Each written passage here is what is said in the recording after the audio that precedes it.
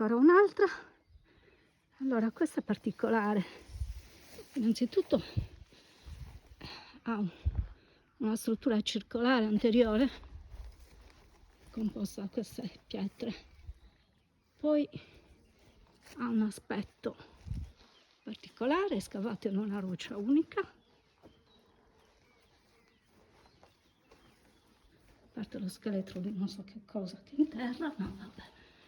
E qua si può incontrare piccolina.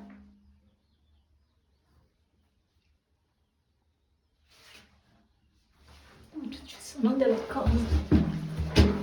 Allora, qua c'è questa che non so cosa possa essere.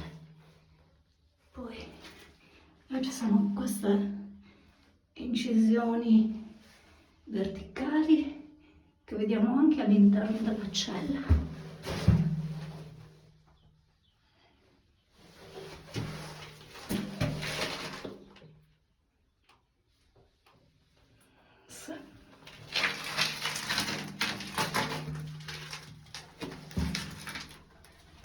Qua sopra il soffitto c'è qualcosa e poi